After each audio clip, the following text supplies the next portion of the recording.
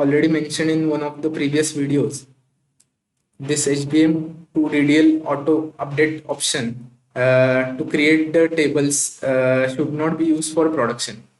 Please check the video description if you want to read more about the reason and why is it unsafe to use this option. So then here comes the question that how should you create database tables and make all the necessary updates as and when the schema evolves after some time.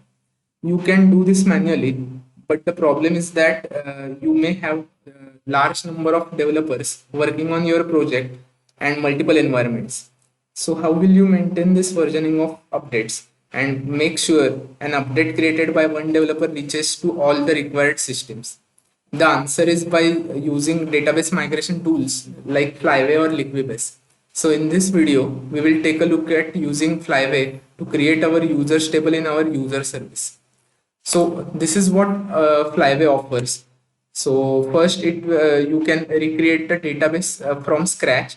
So whenever a new developer joins a team or we want to create a new environment, this can create all the tables in your database.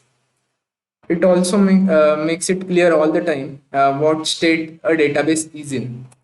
And it also migrates in a deterministic way from your current version of the database to a newer version and check which SQL scripts are already applied and which are the new ones that should be applied. So this is how Flyway works. It creates Flyway underscore schema underscore history table to keep track of all the migrations. This table will be used to track the state of the database. Now, according to the configuration, Flyway will scan the location for the migration scripts. These will be compared against the schema history table so that Flyway will know which are the new migrations that needs to be applied. It will also compare the checksum to ensure that no existing file has been modified. Migrations are then sorted based on their version number and applied in that order. This will also update the Flyway schema history table. So basically, whenever there is a need to evolve the database, you can simply create a new migration with next version number, and then when your service will start next time, it will find it and upgrade the database accordingly. So let us take a look at how should we use it in our user service. For this, first let us delete the existing table. So we will go to database and delete this users table. Now we will have to add the dependency of Flyway in our pom.xml file. So here group ID is io.micronaut.flyway. And artifact ID is Micronaut Flyway, and we want the scope to be compile time.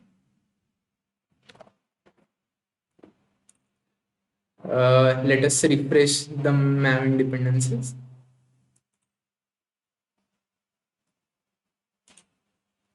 Now we will disable this HBM2 DDL option and enable the Flyway option.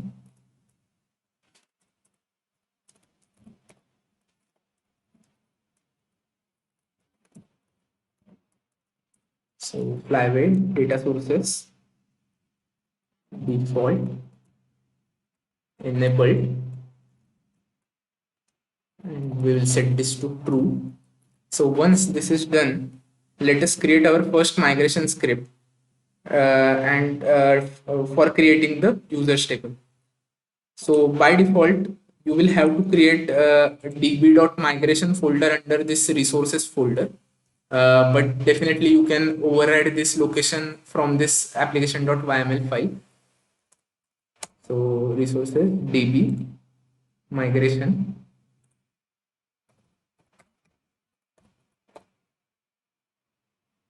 and here we will create our first script. So generally nomenclature is like this version number underscore underscore, and name of the file that basically refers to the operation you are doing to the database. So in our case, we will create the file name with create user table dot sql,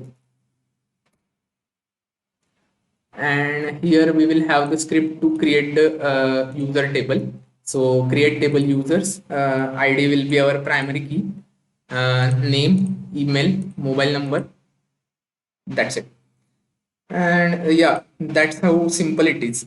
Now we will have to start the service, and Flyway will apply these migrations to our database, and our user table will be created. So let us start the service. So as you can see from the logs, this Flyway migration has been successfully applied, and our user table is successfully created in our schema user dash db. So we can go back to the database, and if we refresh this, this can be validated that users table is created. And also we can see this Flyway schema history table, which will have the entry of the applied migration. So currently the version for the version 1, it has applied v1 underscore create user table sql, and this is the checksum of this file, and this is when this migration was applied. Now let's say your code goes to production, and after some days there is a requirement to create a second table. Then what basically you will have to do is to create a new script with version number 2. So v2 underscore underscore whatever your file name will be, and whenever this code will be deployed, Flyway will now make use of this Flyway schema history table. It will check that the script with version 1 was already applied to this database. Hence, it will skip that file, and it will pick up the file with next version number. And this is how only that part, the newer part, only that will be applied to our production database.